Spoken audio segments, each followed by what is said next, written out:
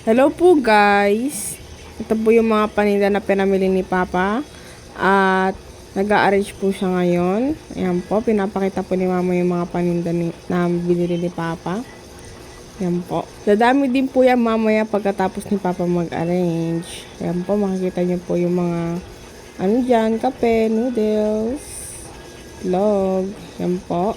Mga shampoo. Ayan po, si Papa nag-aayos po siya. Ayan po, inaayos niya po yung mga arrangements po ng mga paninda po namin. Yan po.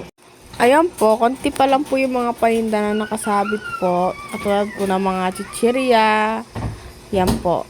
Magiging puno din po yan mamaya. Ito po yung mga ina-arrange ni Papa ng mga paninda po. Ayan po, ilalagay po niya mamaya. Yan po yung mga laman ng mga po namin, mga lagayan po namin.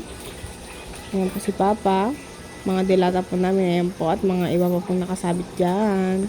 Nandito naman po nakalagay yung mga po, zest po namin na binibenta, tsaka mga situ, mga cup noodles po, mga tubig, at ayan po may din po, dishwashing liquid din po kami binibenta. At yung itlog din po namin, at ayan po yung mga inumin po. Yan, madami din po yan. Ayan po, nandito po sa baba yung mga iba po namin, mga pansit katulad po ng pansit canton, tapos yung mga kape din po namin. Ayan po si Papa, habang nagbibigay po sa may bumibili po sa tindahan namin. Ayan po. Medyo marami-rami din po yung bumibili sa amin pag gabi po, kasi mas marami pong tao pag gabi. Ayan po, mukhang matatapos na po si Papa sa mga ina-arrange na pong paninda. Ayan po, marami pa rin pong mga paninda na kailangang ilagay pero matatapos na po si Papa. Ayan po.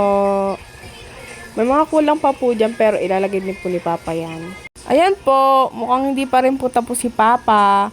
Kasi ang ginagawa niya po, chinecheck niya muna po yung mga paninda na nabili niya po para masigurado niya na walang nagkulang tsaka nagsobra po. Ayun po, maraming salamat po sa panonood at sa pag-support po sa aming mga video. Maraming salamat po.